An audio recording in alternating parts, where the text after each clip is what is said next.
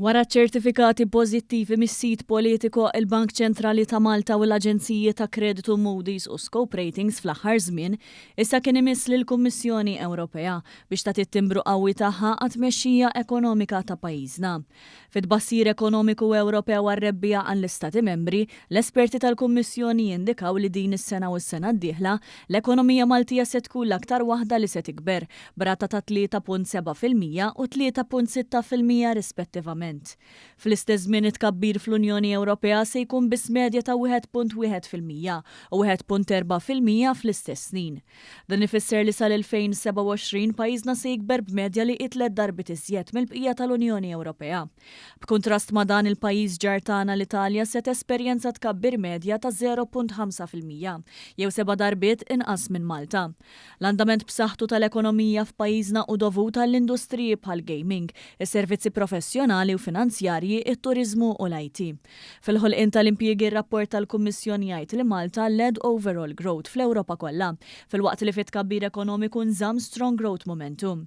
L-esperti Ewropej sostnu wkoll li f'Malta growth expectations are positive despite increasing uncertainty. Dan għax il-pagi se jibqgħu jiżdiedu bis-saħħa, fl-istess ħin li pajjiżna se jkollu l-inqas rata ta' qatt fil-kontinent. Ma dan jissemma l-fatt li l-effetti tax-xokkijiet fil-prezzijiet internazzjonali taż-żejt huma neutralized by the measures of the Maltese authorities. Minkejja l-ispiża ta' din il-miżura l-esperti tal-Kummissjoni Ewropea qed ibassru li d-deficit tal-Gvern Malti se jibqa' sew taħt il-limiti ta' trattati Ewropej. Is-sena l-oħra d-deficit niżel għal 2.2% wara dħul straordinarju mill-Gvern dovuta tkabbir ekonomiku b'saħħtu li għamel tajjeb għal żidiet qawwija fil-kundizzjonijiet tal-ħaddiema tas-servizz pubbliku.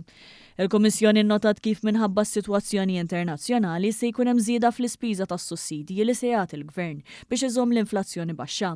Din is-sena Malta se jkollha tielet l-inqas rata ta' inflazzjoni 2.7% kontra l-medja ta' 3.1% fl-Unjoni Ewropea, fejn l-rata dik tal-Kroazja b'4.6%.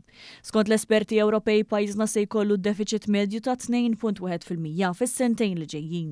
Iżda fil-bqija tal-Ewropa din se tkun ta' 3.6%. L-ar sitwazzjoni se tkun fi Franza fejn id-deficit se jmiss il-5.7% tal-ġid nazzjonali. Dan waqt li l-pis nazzjonali tad-dejn f'pajjiżna se jonqos ftit u jibqa' fil-livell ta' 46% tal-ġid nazzjonali. Differenti fiż-żona euro dan se jiżdied għal 91%. B'reazzjoni għal dan il-Prim Ministru Roberta Bela qal fuq il-medja soċjali li Malta qed tmexxi fil-bqija tal-Ewropa bit-tkabbir pożittiv tagħha żidiet fil-pagi u l-akbar appoġġ lill-familji u n-negozji quddiem il-piżijiet internazzjonali.